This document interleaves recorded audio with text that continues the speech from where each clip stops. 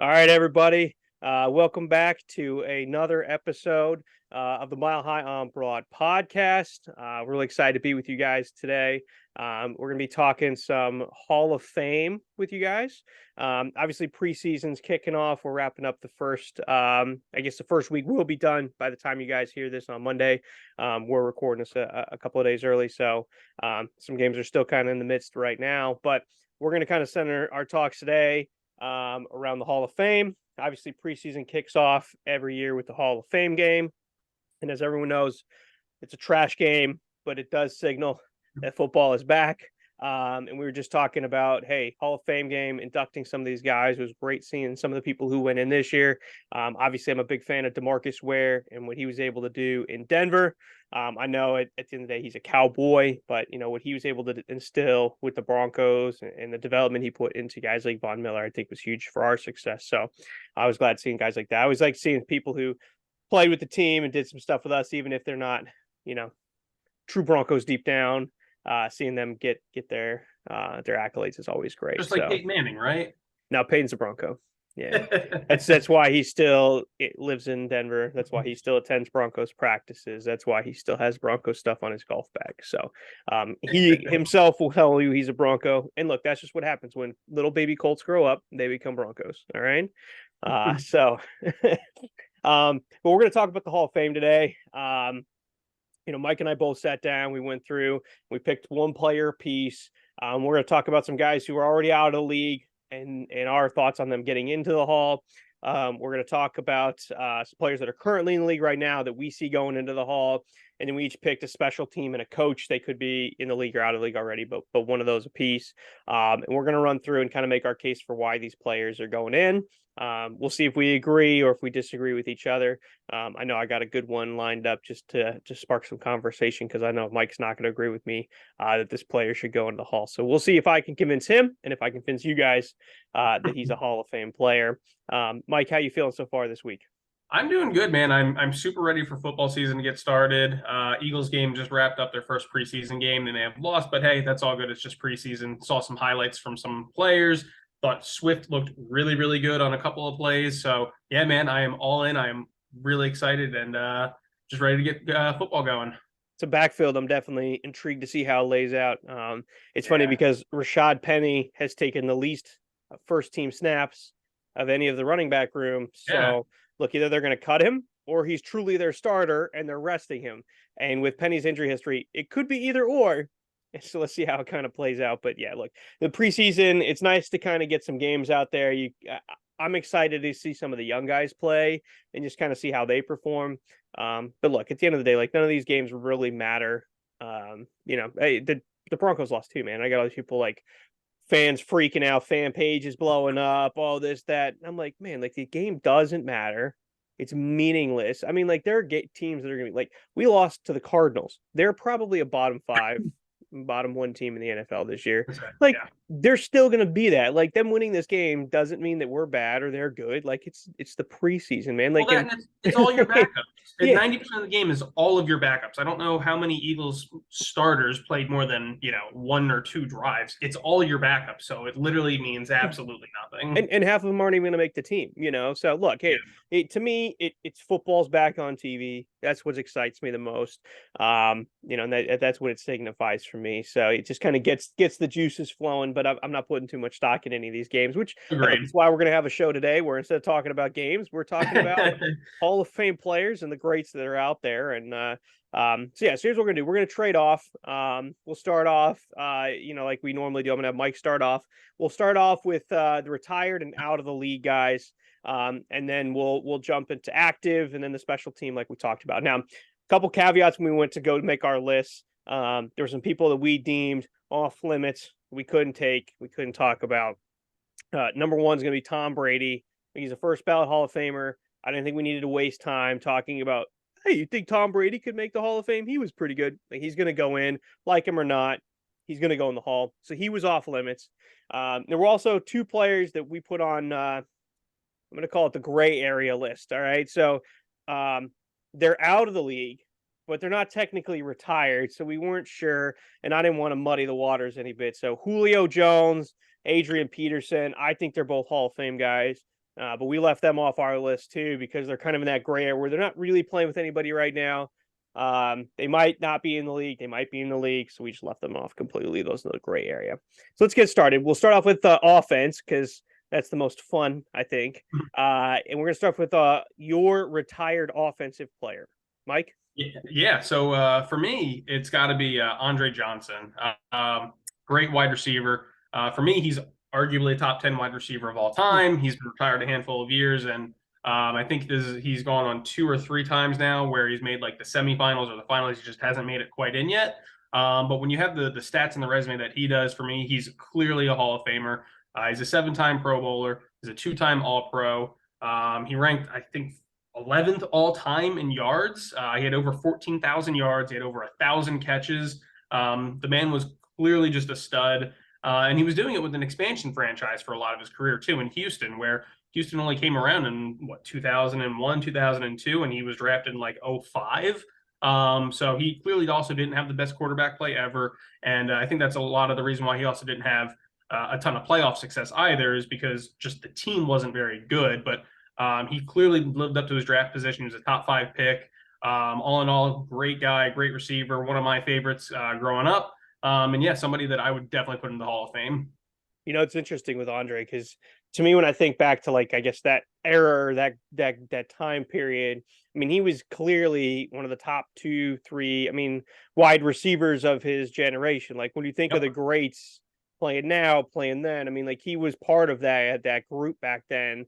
My only issue with him getting into the Hall, and this isn't saying that he shouldn't go, is there are so many wide receivers that are backlogged in. Yeah. And that's always been kind of I don't know. I've had some issues with the Hall of Fame as a whole, right? Like like if you're a Hall of Famer, you should be a Hall of Famer. If you're not, you're not. Versus like, hey, we got to let so many people in a year.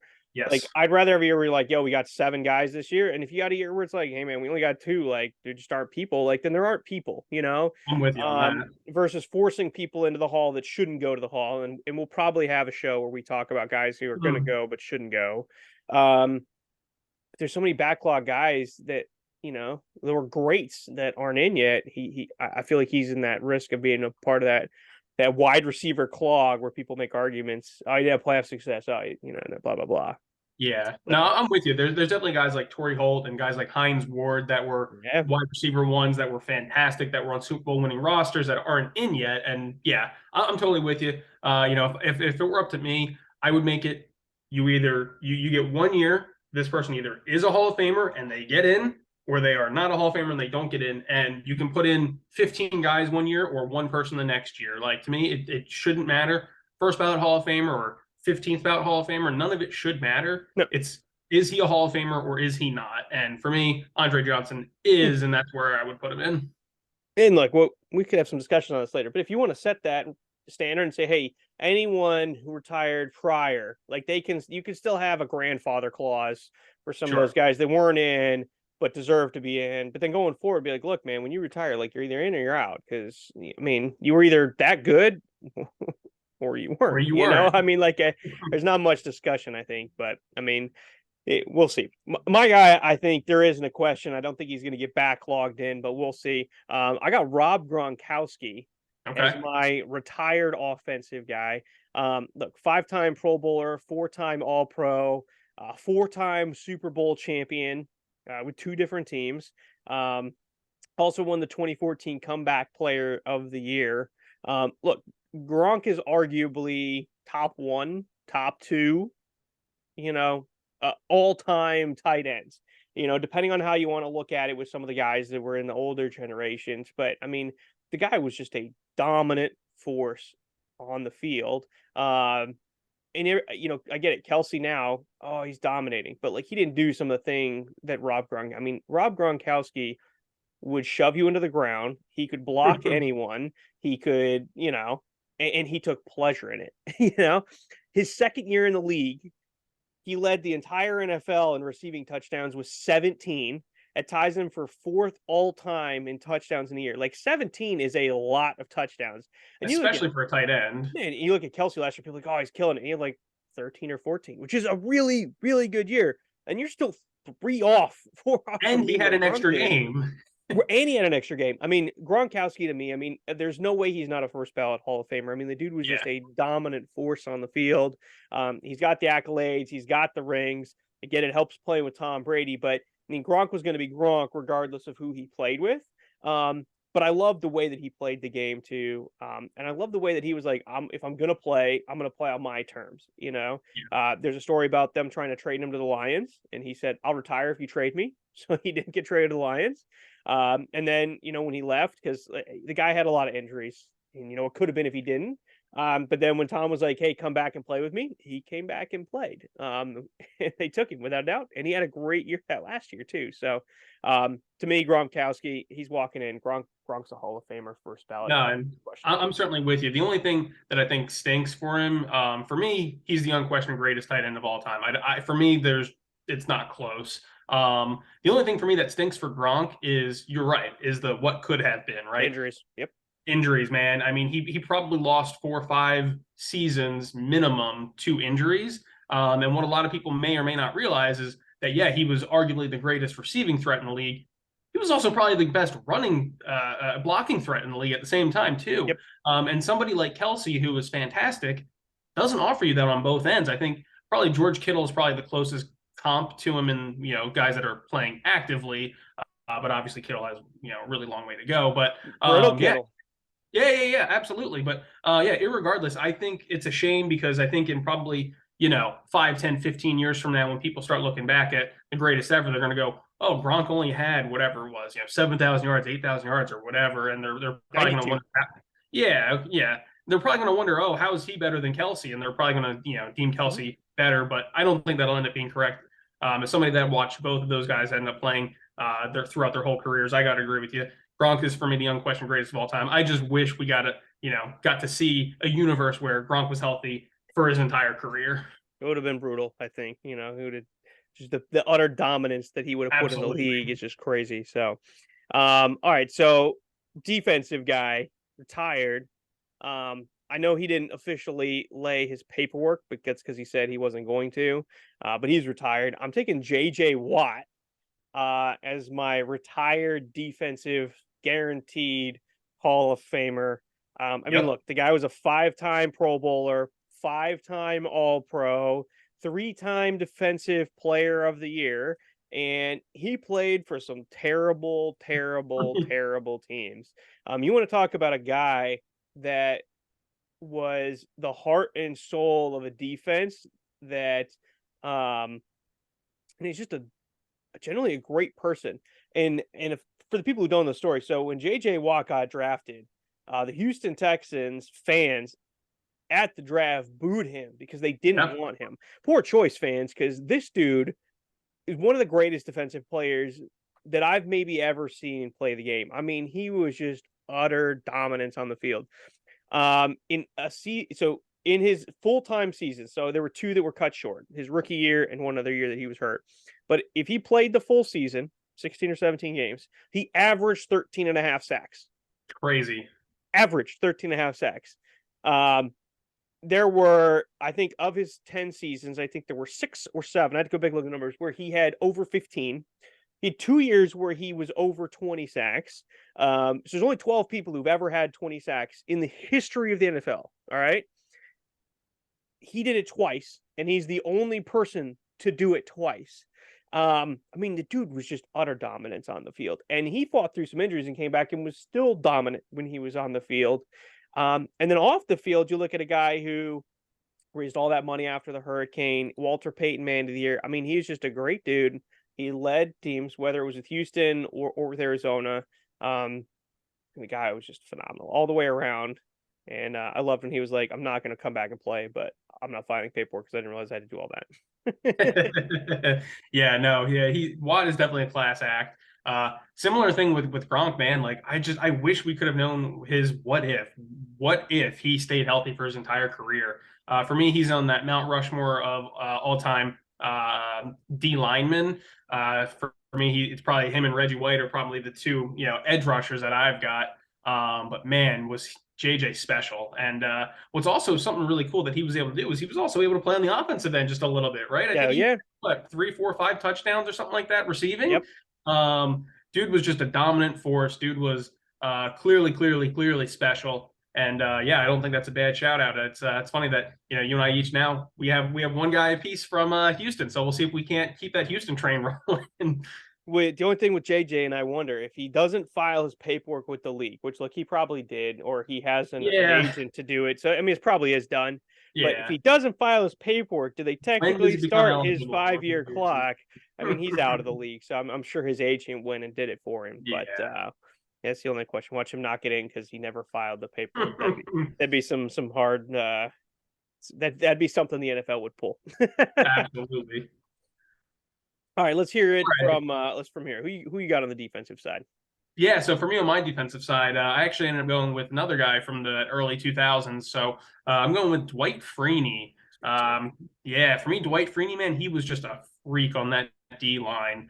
He was a 7-time Pro Bowler, 4-time All Pro. He was a part of the 2000s All Decade team. And so for me, if you're a part of the All Decade team, that pretty much alone should solidify if you're a Hall of Famer or not. For me, if you're on the All Decade team, that means you're one of the 2, 3, 4, 5 best players at your position over the course of roughly 10 years. And so, yeah, part of the all-decade team. He was a one-time sack leader, led the league in sacks. He had 125 and a half sacks and 47 fumbles. That's a lot. Just some outrageous numbers. Yeah, man, just some outrageous numbers. Generally hitting that 100 sack club is generally considered a milestone. He has 25 and a half more than that. On top of that, he was also a Super Bowl champion. So for me, Dwight Freeney was one of those guys that every year growing up as an Eagles fan, whenever we had to play, Indy every 3, 4 years, that you knew that he was just going to wreak havoc on our great offensive line, and it's because he was just such a stellar defensive player. He was constantly blowing up the plays in the backfield and runs, constantly getting to the quarterback on pass rushes, and for me, he's clearly no doubt Hall of Famer. What'd you say his fumble count was? 47. That's a lot, man. It's like Dude, it's so many. In researching for this, I looked at quite a few defensive guys and their stats, and I looked at quite a few retired guys and active guys, and the majority of the guys I looked at were on that like edge rush defensive line type of a role. And so I looked at a lot of these guys, and both JJ and the guy that I picked for my current player, I mean, these are both guys that also have 100 plus sacks. I mean, they were sack monsters, but both of them had like 20 something fumbles. Like, that's a lot of fumbles, man. And I mean, those turn the tides of a game. So yeah, I got to give it. Dwight was he was a beast of a man. All right, so let's move on. Current people. All right, so I'm gonna let you start because, like I said, mine's the discussion and the argument on the offensive side of the ball. And I know who you got, so we'll just knock that one out first. Who's your offensive guy? Yeah, so I mean, look, as much as of a homer as I wanted to be, I wanted to go with Jason Kelce. It's kind of hard to talk a little bit about some offensive linemen, some of their stats. So just know Jason Kelce, that you're an active player. For me, you're a Hall of Famer. But I got to go with the best quarterback in the league right now, Patrick Mahomes. He's a 2-time Super Bowl champion. He's a 2-time MVP. He's a 2-time Super Bowl MVP. And I believe there's only one other player in NFL history that is a multiple-time Super Bowl champ, MVP, and Super Bowl MVP, and that is Tom Brady. So it's pretty rarefied air for him to be in. He's thrown for over 5,000 yards and 50 touchdowns in the same season. Just absurd. Again, it's just him and Peyton Manning are the only 2 players who've ever done that before. He's only played as a starter really 4 years, and he's a 3-time All-Pro, 2-time passing touchdown leader, and he also has the highest pass rating ever for a quarterback with over 105. I believe that record was Aaron Rodgers before, but I mean, Patrick Mahomes is just smashing it. For me, Mahomes is doing everything that we all thought Aaron Rodgers could have done. He's not the biggest guy. He's not the most athletic guy, but he's big. He's athletic. He's got a wicked arm. And just he's arguably the most talented player that we've ever seen play. But unlike Rodgers, Mahomes clearly has that leadership in him. Looks like Rodgers is trying to turn a new leaf now, but he's probably about 12 years too late on that one. Mahomes has been doing it his whole career. Everybody around him clearly loves him. They're on the verge of a dynasty. And as much as I love the head coach over there. I mean, Andy Reid couldn't get it done in Philly, and he couldn't get it done in Kansas City until Pat Mahomes came around. So clearly, Pat Mahomes is the guy that's really the driving force behind this whole thing. I got to give it up for Patrick Mahomes. I mean, if I play devil's advocate, and this is what all of his naysayers are going to tell you is, oh, he hasn't been in the league for long enough yet. Don't care. Yeah, I mean, look, it's really hard. I mean, he's been in the AFC Championship game every year that he's been the starter. Yep. The Broncos have never beat him. Yeah, I mean, I have no problem with it. He's a first ballot Hall of Famer if he retired tomorrow. He's arguably a top 5 quarterback all time if he retired tomorrow. I mean, the dude is the best player in football right now. And there are years where it flopped back and forth, but I mean, it's not close. And it's him by a long shot. So I have no problem with it. I do like the Jason Kelce shout out. I agree he's a Hall of Famer. He's the best center in football, maybe top 2 all time. I mean, the dude's phenomenal, right? Yeah, it's hard to... he's the better brother, and he won't get the recognition like the better brother. So. Yeah, and it's hard to talk about. Like, I mean, my rant for Jason Kelce would have been he's a Super Bowl champion and he's a 5-time All-Pro and a 6-time Pro Bowler. Yeah, I mean, linemen are just hard, but it's a pure set of dominance, right? Like when I was looking for mine, like I said, I looked at some easy ones, right? Like Trent Williams, again, offensive lineman, 10 consecutive year Pro Bowler. I mean, he's going to be a Hall of Famer, Certainly. but how much? I mean, when I say like, hey man, he doesn't let anybody touch anybody, he just mauls everybody, right? And I looked at Aaron Rodgers, but again, I think that was just too easy, so I didn't take it because again, he's going to be a first ballot Hall of Famer. I mean, think you could throw some questions in some of the stuff he's done and his lack of championships, but I mean, with what he's done, his touchdown interception ratios and stuff, I mean, he's one of the best to play the game at that position. So here's where I went, and I want to lay out my case first. I know you're already going to make the face when I give you the name, but I want to lay out my case, and then you can tear me down all you want to. All right. So this player, 4-time Pro Bowler, Super Bowl champion, all right, has never averaged less than 14 yards a catch. All right. Currently, all right, and I looked at players with seasons over 1,000 yards. All right. So if I look at the top 5 players who've had 1,000-yard seasons, so the most 1,000-yard seasons, the top 5, he's in that group. All right. These are the other 4 players that he's in that group with. Are we talking about Mike Evans? We're talking about Mike Evans. Why would I make a face about that? I think Mike Evans is clearly a Hall of Famer. All right, good. So I'm looking. So of all the players that have had, you like how that we did test Mike's brain, not even there yet. Already on it. Let's go. So I'm looking at it. Top 5 wide receivers to average 1,000 yards, or not to average, but to have 1,000-yard season. All right. So if you look at the top 5, so like Jerry Rice obviously won, he had 14. Randy Moss had 10, and then these guys had 9. But if I look at the top 5, so taking that into account plus the total receiving yards, all right, he's in the top 5. He's actually 3rd. All right, and he's in there with Jerry Rice, Randy Moss, Larry Fitzgerald, and T.O. Yep. I mean, not only are they Hall of Famers, but they're like all-time greats. Like if I asked anybody give me a list of top 5 wide receivers, like those guys, names are getting said in some fashion or another, right? I mean, those are some names to be around.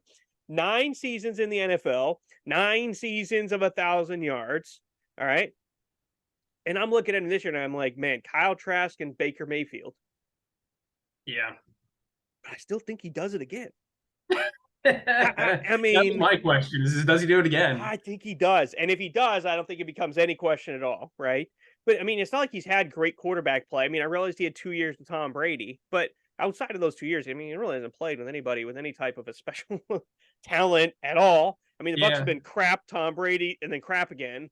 All right. So I think he could do it again, and he's got some more competition for targets. I mean, Chris Godwin's a great wide receiver, but I mean, you're telling me you got to throw it up to somebody, you're going to push it down, right? I mean, Mike Evans, to me, he's got to be in the discussion for the Hall of Fame. I mean, never not had 1,000 yards receiving. I mean, that alone, no one else has ever done that. 9 straight seasons. I mean, that alone to me was the reason I went to put him in. And I was sitting here and I was thinking, like, who do I want to use? It's not these guys. And I was like, oh, maybe I make the case for, Devontae Adams. And I was like, nah, it's got to be Mike Evans. Mike Evans is that guy. And so Mike Evans is my Hall of Fame current active player. And I'm right there with you. You're not going to get any argument from me. I think Mike Evans All is right, let's go. yeah, for me, Mike Evans is the most underrated wide receiver, maybe in NFL history, man. Sure. Like you said, he's been doing it with just a bunch of Jags, right? Just another guy as his quarterback. Yeah, sure. I mean, maybe Jameis Winston for a couple of years where Winston was throwing for 5,000 yards. So, okay, I guess he has to get a little bit more yardage that way. But I mean, Jameis Winston's nothing special. I No, mean, what's Jameis Winston not even done all. since he's left Tampa, right? Like, Nothing. nothing. Mike Evans is also clearly a leader on that team because I remember the year that it was either the year that they won the Super Bowl, the year after, or the year before, where Mike Evans restructured his contract to help get more players onto that team. Clearly, for him, it's about winning. He's not a diva. I don't know if I've ever heard Mike Evans really even speak before. I don't know if Mike Evans started talking tomorrow. I don't know if I would know what his voice sounded like. All he does is fight Marshawn Lattimore. Yeah, this is true too. All he does is like to fight Marshall. But other than that, I mean, the guy is clearly a stand-up guy. Yeah, for me, he's one of the most underrated guys that we have ever at the wide receiver position. It was interesting. I've been listening to some sports podcasts and sports shows lately where people were talking about Hall of Famers, and somebody brought up Mike Evans, and he's like, I think he needs at least one more season to prove it. Why? Right. Why does he need another 1,000-yard season? Were the first 9 not good enough for you? I mean, right. Here's I the don't list of get it. people with more than that. Jerry Rice, Randy Moss, Hall of end of Famer. list. Hall All of right. Famer. Done. That's it. You know, and it's not like you hit the 100 sacks, which is a big mark, but there's like, there's 27 people above you on that list Yeah. still, Yeah. But I mean, yeah, man, he's phenomenal. I like that underrated part. It is crazy. He hasn't played with anybody. And we talked about what would these guys have done if they were healthy. I wonder what Mike Evans would have done if With a he good was quarterback. with Aaron Tom Rodgers or Brady his whole Patrick career. Mahomes. I mean, like, Yeah. man, it could have been, because his biggest knocks is he's not the guy who's dropping 1,500-yard seasons, or he's not dropping 18 touchdowns. But again, it's because he's playing with nobodies, right? So when he comes out this year and he has 8 touchdowns and 1,100 yards, like, it'll be the same thing he does every year. But no one will look at him as special because you got Devontae Adams dropping 16 touchdowns and 1,500 yards. But it's because he plays with, a quarterback, that guy who takes the ball and actually puts it where it's supposed to go. All right. Well, I really thought I was going to get a lot more pushback on that, and I didn't. So I guess we'll just go ahead and move on to the defense. Here's my homer pick on the defense. Let's see. Can you guess who it is? Let me see. What's his name? Oh yeah, Von Miller. Von Miller. Wanted Von. I can't not put Von on there. He is going to be a first ballot Hall of Famer. I mean, he's widely considered one of the best, rushing linebackers of all time. I mean, the guy's an 8-time Pro Bowler, 3-time All-Pro, 2-time Super Bowl champion, Super Bowl MVP. As a defensive player. And he was the defensive rookie of the year. All right. I mean, the dude is just a monster. Top 20 all-time sack leader. Still going. 123 and a half sacks, meaning that he averages 11.2 sacks per season. And that's counting the years that he was hurt and didn't play all of his games, which have been a couple. All right. In 161 games that he's played, here's his averages. All right. Just under 1 sack a game, 1 tackle for loss a game, 1.5 quarterback hits per game, and 3.5 tackles a game. Average over 161 games. I mean, the dude is a monster. And it's funny when he comes, he's the kind of player that he gets some penalty flags because he jumps the snap because he just reads it. And I remember there was a year in Denver where we had a new coach and he said, I want you to stop doing that and stop getting penalties. And he was like, no. And then he went out and sacked the guy 3 times. It's like, that's why. You want a guy who's just going to push somebody around, or you want a guy who's going to sack him a lot of times. Von Miller was just a menace in the game. So I mentioned, DeMarcus Ware coming into the Hall this year. It's part of why I liked him. I think he had a lot to do with the development of Von Miller. Von was always super talented. But the beginning of this year, he had some issues. He got suspended for the pot. I think he's like 3rd year. I think he was on a path where he still would have been really good, but I don't think he would have been the player he was without DeMarcus Ware kind of steering him and molding him into the leader that he became. And the dude's just a monster, and still wants to be a Bronco. So I love it. He still says "we" when he talks about the Broncos. So yeah, always have a special place in my heart. Mike knows when we play Madden, I have to go out and do whatever it costs to trade for Von Miller every season. That's what I do. So Von Miller, he has to be my current defensive player going to the Hall. Yeah, and I think that's a great shout. I mean, it may end up being a little while before he gets in because what's he have left? Another 5 years on his Buffalo contract or something stupid. Insanity. Yeah. I cannot believe that they gave him 6 years, 120 million or whatever that was last year. I wouldn't have not taken it either. I mean, he's looking around and like, absolutely. How much money did you say? 100. And it's not like they're a bad team. It's not like he was like, money or championship push. It's like, I could have both. Okay. Okay, done. Yeah, no, and yeah, it's crazy. Even this year for Buffalo, like you said, they were a good team this year, but they were a totally different team once he got carted off that field with that injury, man.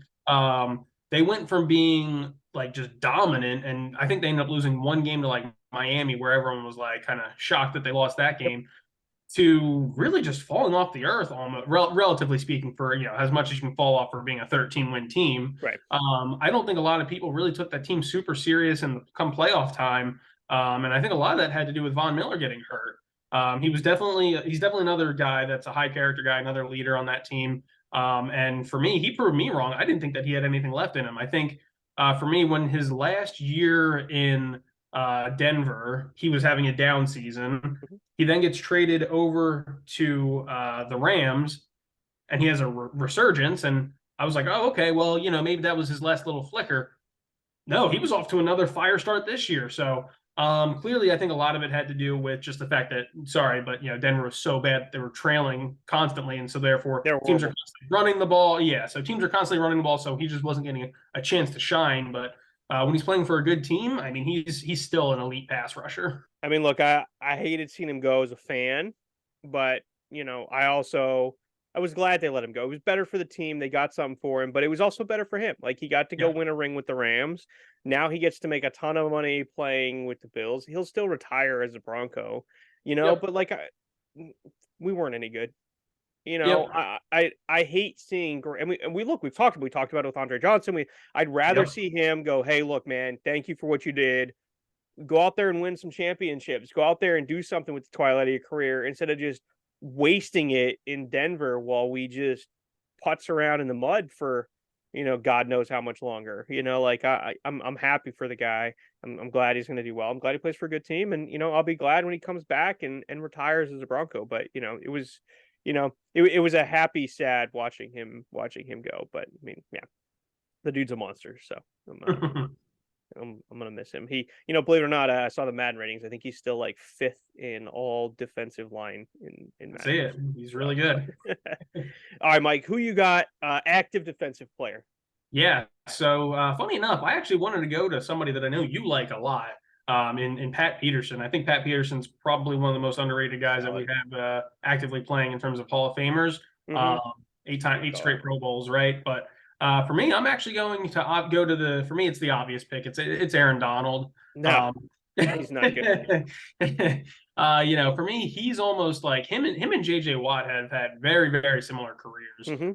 Both 3-time Defensive Player of the Years, both have won Rookie of the Years. Aaron Donald is a 9-time Pro Bowler and a 7-time All-Pro. I mean, just outrageous numbers. Guy's a part of the All-Decade team. He's a Super Bowl champion. And for me, if it wasn't for Cooper Kupp getting that second touchdown catch at the end of that game to solidify the win, I think if they ended up winning that game, Aaron Donald was going to end up winning that MVP. So he was fantastic in the Super Bowl. He wasn't just along for the ride. He was a 2-time tackle for loss leader, which as a defensive tackle, for me, that says a lot. What you want your defensive tackles really to do is get up there and stuff the run, and he clearly does that very, very well. And on top of that, he's known for being a sack artist. I mean, the dude has 103 sacks as a defensive tackle. It's not a defensive end. He's a defensive tackle, and the guy is constantly getting double teamed and triple teamed. And I think I've seen some plays where he's getting quadruple teamed, and he still goes out there and he still makes plays. For me, he's arguably the second best defensive player of all time. We've seen what his peers think of him, and whenever they were voting him somewhere in that top 5, I think even one time he was number 1 on the NFL player lists for best of the season as voted for by the players. Dude's just clearly a special guy. He's just an animal. I think he's clearly in the twilight of his career. I don't know if he has more than another season or two left in him, but I mean, just for 9 straight years, the dude was just a complete and utter animal. Yeah, I mean, he's a monster. There's nothing more I can say. I can't argue it. I mean, he was just absolutely dominant in everything that he does. So, I mean, it's like Mahomes, right? Like you took the 2 easy ones. They're both going in. So, I mean, I can't argue with you there. So, all right, we're gonna run in special teams. With this one, we could do current or retired. Let's kind of open up to all special teams players. I get it's kind of a forgotten part of the game, right? Always think offense, defense, but special teams is a piece of it, and it is a key important piece. If you have a really bad special teams, it can have an impact on the game, and there are some players out there that are true difference makers when it comes to that side of the ball.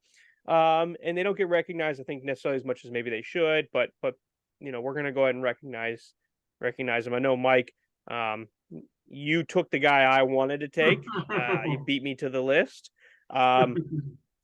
And I agree. And he's been up for the Hall and he's been a finalist and hasn't made it, but I agree. So let us know who you got. Yeah, so for me, it's a shame that the greatest kick returner ever, Devin Hester, is not in the Hall of Fame. For me, other than possibly punters and long snappers, if you're the greatest ever at your position, you should be in the Hall of Fame. They always talk about that there's three phases to the game in the NFL, and special teams is that third phase. And if you're the best ever in any of your phases, you belong in the Hall of Fame. Guy's a 4-time Pro Bowler, 4-time All-Pro. 2 times he led the league in kick return yards, and 2 times he led the league in punt return yards. He's a part of the 2000s and the 2010s all-decade team. Think about that. He's a part of 2 all-decade teams. He's recorded a total of 19 return TDs. He's got 14 punt, which is a record, and 5 kick returning. He has 20 non-offensive touchdowns, which is an NFL record. Yeah, and then a fun little tidbit for you: he has the fastest touchdown in Super Bowl history. He scored a touchdown in the opening kickoff in 14 seconds in the Super Bowl of the Bears versus the Colts. Versus the Colts. Guy is just like I said, he's electric. I remember, I think he has 100 speed rating one year in Madden. I don't know if that's ever happened before. The guy was just so much fun to watch. I remember every single year just turning on Bears games just to watch this guy play. And he's the biggest reason why, Ben, in Madden, I like to play kick return, is because Devin Hester was probably my favorite player ever for a non-Eagles team that I liked watch growing up. For me, super cool position, super cool guy. And yeah, just for me, the greatest ever kick returner in NFL history. I mean, this is a guy that holds a punt return touchdown record that they wouldn't punt to because he was that good a returner and still holds the record. If they had kicked it to him, man, I mean, that number would have been ridiculous. Yeah, I don't agree. I think it's don't a agree. travesty. Nice. Yeah, I do. Did I say I don't? I do agree. It's a travesty that he's not in the Hall. Like when he was a finalist last year, I thought he was a shoo-in to get in.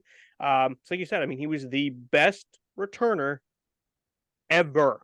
All right, Ever. it shouldn't be a discussion that he goes into the Hall with what he's been able to do. Yet for whatever reason, they want to hold him out and I don't know, pretend like that's not as important. But I mean, the guy got to get in. I mean, he's fantastic.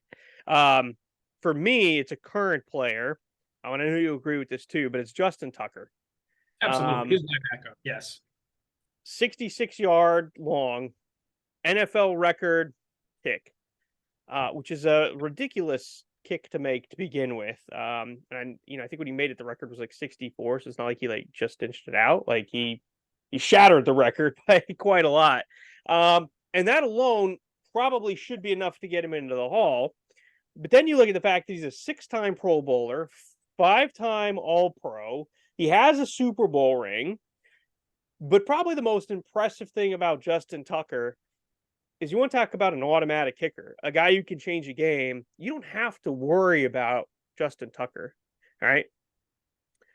When it comes to field goals, all right, he's a 90.5% accuracy in his career, which is insanity. All right. Now, most kickers really drop off over 60. He does not. All right. No, Did you know he's only missed a field goal in 11 years, 38 times?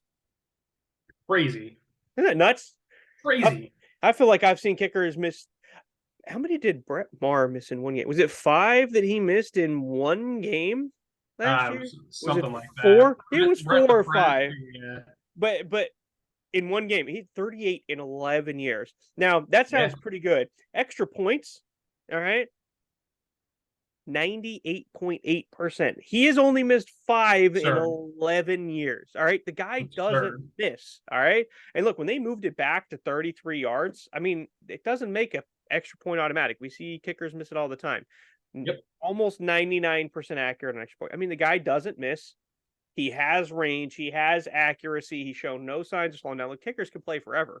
So yeah, to me, whenever he does retire in 10 or 15 or 20 years, I think he's easily a for sure first ballot Hall of Famer. Yeah, I'm right there with you.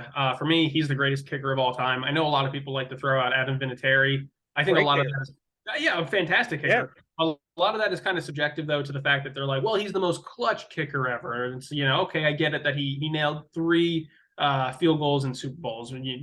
Justin Tucker hasn't been in that position to win you 3 Super Bowls. He did win 1, but I don't know if he won it for you. But he's still a Super Bowl champion. He just hasn't been put in that position. But I would think that based off the body of work, he's clearly more than capable of doing Absolutely. it. That 66-yarder that he nailed was a game winner against the Lions. And the Lions at that point were like the worst team in the league. I don't know if they had a win yet that season.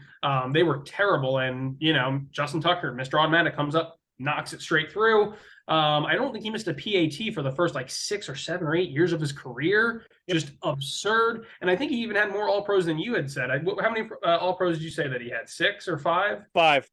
5. So he has 3 second team All Pros. So he's an 8-time total All Pro guy as a kicker. I mean, it's crazy. For me, he's the greatest kicker ever. And like I said earlier, and if you're the greatest ever at your position, other than long snapper and punter, you probably belong in the Hall of Fame. So sorry, long snappers and punters. I know you guys play a valuable piece of the game, but it's not the same. Not. All right. For our final here, before we jump into Test Mike's brain coming up, little teaser. We're going to talk about coaches. I'm going to take the first one because I'm a homer and I'm selfish, and I think this guy is criminally. I don't even know what the term I want to use. It's just criminal that he's not been in the Hall of Fame for as long as he's been out. And that's Mike Shanahan. You don't even have to worry about him coming back and coaching again once he gets in, because as long as his son Kyle is coaching, Mike has said he will not come back and coach in the NFL because he doesn't want to coach against his son. All right. Although he's still pretty active. He works with his son with the Niners all the time. We know they're pretty good. But Mike Shanahan, all right, 2-time Super Bowl champion. He won over 55% of his games as a head coach. In 20 years, he only had 6 losing seasons in 20 years. He's 8-6 in the playoffs, all right, including 2 Super Bowls. When you look at his offenses, so he spent 14 of his years in Denver. Of those 14 years, 8 times he was the top 10 offense in points scored, all right? 6 of those he was top 5, all right? And 10 of those he was top 15. I mean, so the dude's offenses were phenomenal. 20, so this is counting his time with Denver and with Washington. Of his 20 total years, 12 of them, he was top 10 in total yards. I mean, his offenses were ridiculous. He is the father of the modern West Coast offense. All right. He invented Bill Walsh. the way that, so if you want to, you can get that. So Bill Walsh ran a West Coast, but Mike Shanahan's the one who perfected the West Coast zone run. The zone run is what you see today, not just the West Coast that Bill Walsh kind of took, right? So I look at him as the father of the West Coast that you see today, and I think that's evident when you look at his coaching tree, which is massive, all right? But you want to take my word for it. I just picked out a couple of names of coaches in his coaching tree, all right? The first one's a Super Bowl champion, Gary Kubiak. Yep. Clint also coaches, but Gary, Super Bowl champion, doesn't coach anymore. All right. But we'll just look at current coaches now. All right. There are how many teams in the NFL? 32. 32. So that means that if I were to look at the coaches that he's currently the father or grandfather or some form. All right, I'll just read you the list. Kevin Stefanski. All right. Robert Saleh, Mike McDaniel, Matt LaFleur, Sean McVay, Zach Taylor, Kyle Shanahan, Arthur Smith. How many is that? That's 8. 8. All those are head coaches currently coaching in the NFL. I'm Quarter not of the even league. counting. Yeah, a quarter league. I'm not even counting his offensive and defensive coordinators, which is a ton more. But current head coaches in the league, a quarter of them are a part of Mike Shanahan's tree. Right now, I get that some of these guys are newer coaches, right? So like Robert Saleh, obviously newer guy. Mike McDaniel, Sean McVay. I mean, these guys are newer guys. Sean McVay's a Super Bowl champion, so who just went to the Texans too? Did I didn't even have his name on there? Former Eagles linebacker. Well, I can think. D'Amico Ryans. Man, his There you name's go. not even on there. Let's make it 9. All right. He comes from Kyle Shanahan, comes from Mike Shanahan. All right.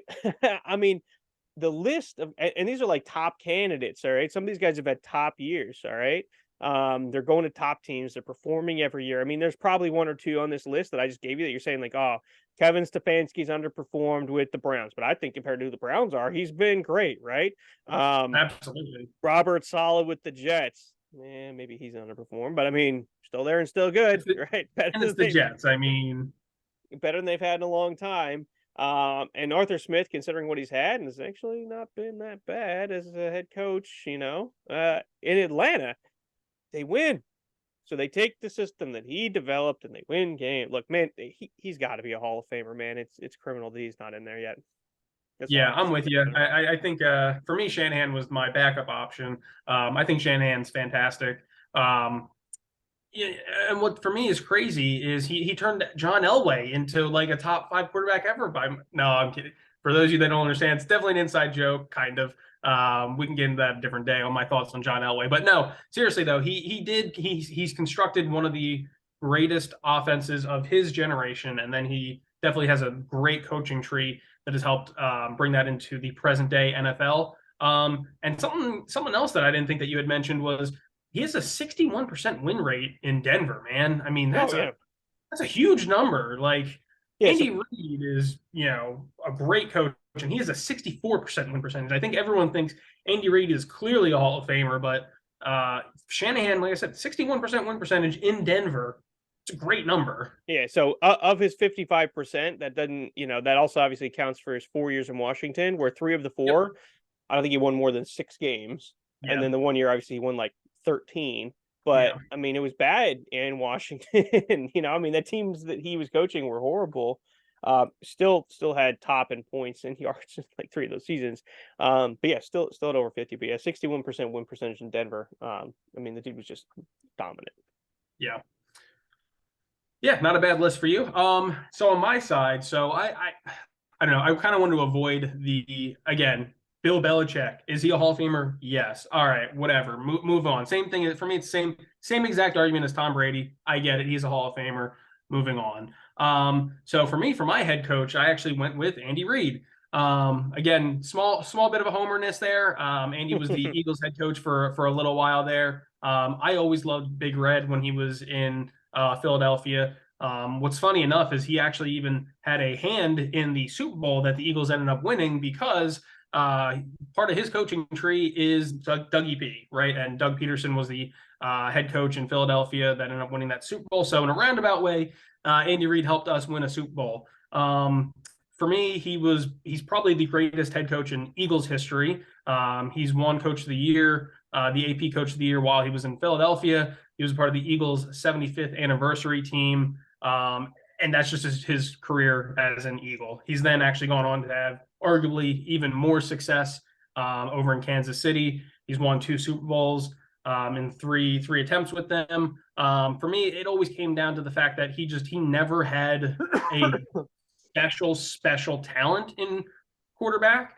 And when he did, Don McNabb was very good. I think he's a one of those fringe Hall of Famers that's probably just never going to get in because like he just ended up playing with so many great quarterbacks. But now that he has Mahomes, I mean, they're on the verge of a dynasty. At weapons, it's for him, it's never mattered. He took the Eagles to 4 or 5 straight NFC Championship games with wide receivers like Todd Pinkston and Freddie Mitchell. For his offense has always been independent of the weapons that are around him. He always just puts together great game plans, great schemes to get guys open. And like I said earlier, he has a 64% win rate. I mean, that's a crazy number to win 64% of your games in the NFL.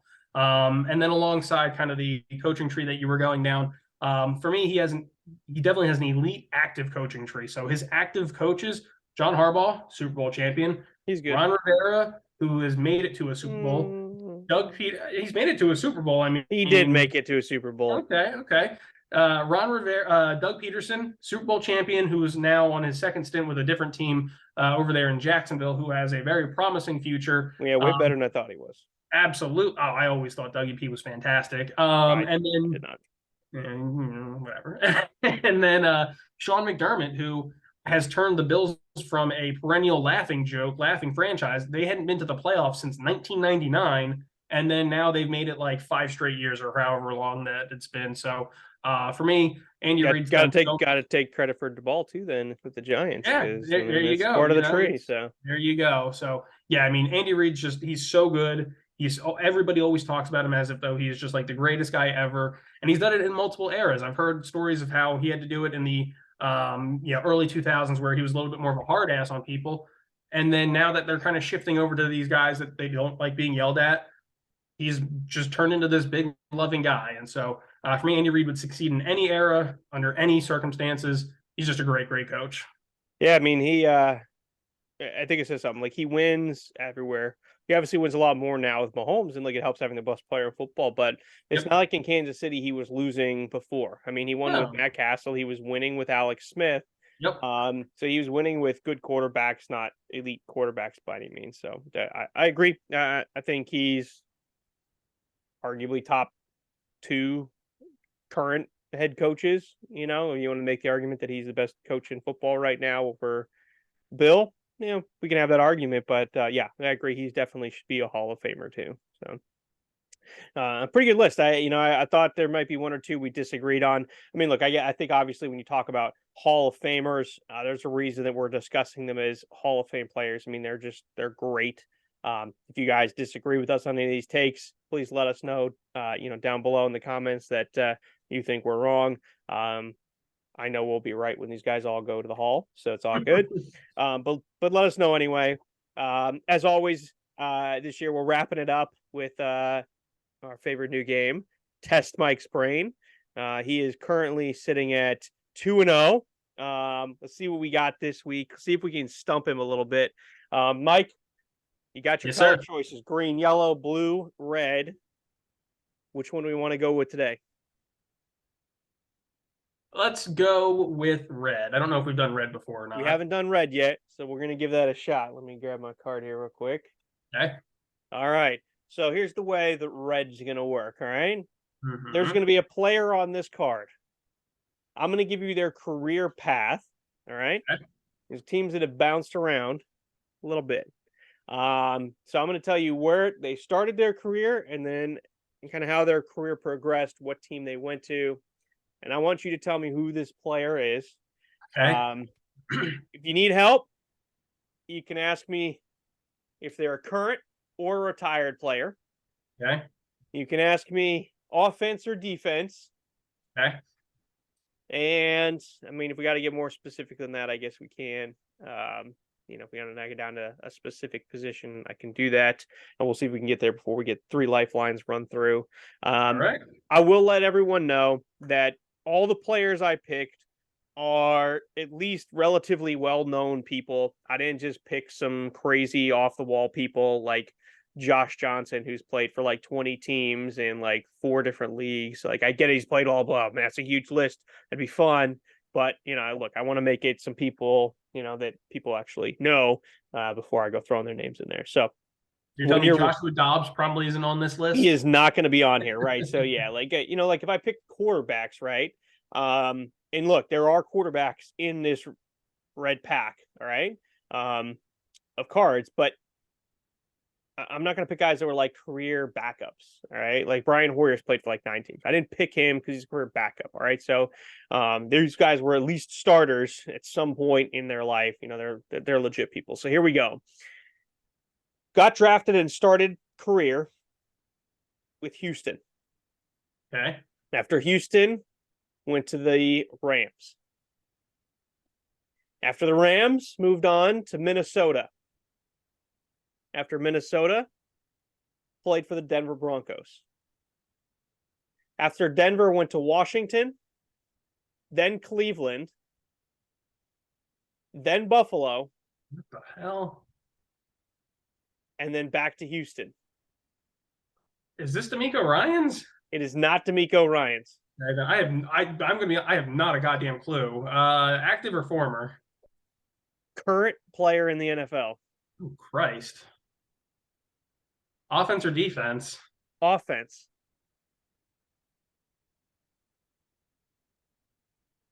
First team was the Texans. Second team was the Rams. Rams, Minnesota, Denver, Washington, Cleveland, Buffalo. And I'll give you the hint. Last year he was with Buffalo. This year he's back with Houston. This is not helpful at all. Can you give me the year he was drafted? I can. I haven't got a clue who this could possibly be.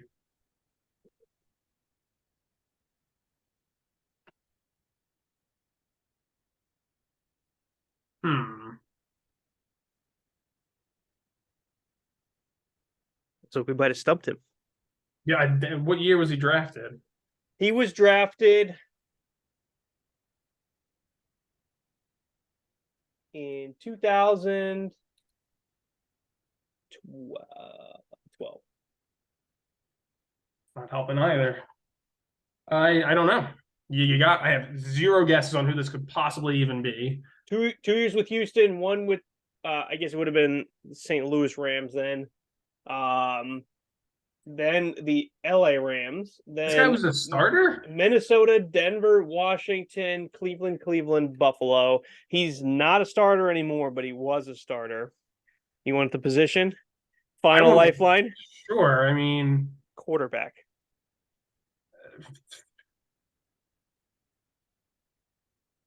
I don't know any of the quarterbacks on the Texans roster other than Stroud and Davis Mills. I haven't got a clue. I don't know.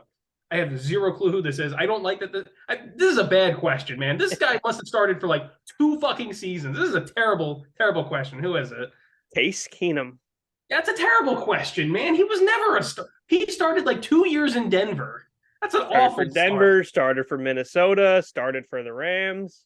He didn't start for Minnesota. He was the backup. What are you talking about? He started 8 games for Houston. Then he was started. the backup. This is a backup quarterback. What are you doing? What are you talking about? He started in Minnesota, started in Denver. No, he did not start in Minnesota. He was the 3rd stringer on that team. He started 14 games. Sam Bradford got hurt, and so did Teddy Bridgewater. He was the 3rd string quarterback on that team. He played 14 games. He was the 3rd stringer. The only reason he became That's a bad question. That's misleading. Right. Telling me that this guy's a starter. He was a starter. He's not a starter for at least half of his career. He is not a starter. Somebody could start one freaking game at left tackle. That does not make them a starting left tackle in the NFL. He started a season as a starter. He did it 1 season in Denver. That's a starter. All right, Case Keenum. That's a misleading question. Comments. Let us know in the comments. Mike doesn't like it. It's not a misleading question. I think that's very misleading. I knew that these would get you because you're a numbers guy, not necessarily a career guy. I'm definitely not. You want a redemption one? You want a different red one? No, it's fine. I'll give you a legit starter. If you'd like. I mean, this is definitely gonna be my weak point. So if we want to, we can. That's cool. So we'll not count this as another loss if you don't get it. All right. Rams, Cincinnati, Buffalo, Tennessee, Houston, the Jets, the Yeah, this Bucks, is the Dolphins, ended his career with Washington. yeah. This isn't my strong suit. I'm not good at the. I'm not good with teams. Uh, Retired offensive quarterback. retired quarterback. I mean, the first name that comes to my mind is Kurt Warner, but I don't think that's right. It's not right. Yeah, former president. Former. Retired. Former, yeah, retired. Roughly, what year did he like? What era did he play? Was he from the 2000s? Is he the 2010s? He just left. He's not playing this year. He was on a team last year. I think he Yeah, split starts last year, but he was hurt when he was with Washington. That's the one hint you're gonna get. Taylor Heineke. I don't know. Ryan Fitzpatrick. Oh, okay. Yeah. Now this isn't my thing. I'm definitely not. I'm now that's a legitimate person. This isn't my. That's not my subject. not the strong seed. Look, what's gonna uh, happen is Mike's never gonna pick red cards again. that's definitely what's happening. I'm That's not how good with that. that's how that's gonna go. We'll see if he picks blue next week because I think that's another one he's gonna struggle with. And then if he doesn't, he's just gonna pick the other two, and then we'll have to just play numbers games the rest of the time through. So, all right, well, we stumped him with that one. I knew it might because it wasn't just a numbers game. So, slow him down a little bit. 2-1, and we'll never see a red card again. All right, everybody. Thanks for joining us. We'll see you again next week.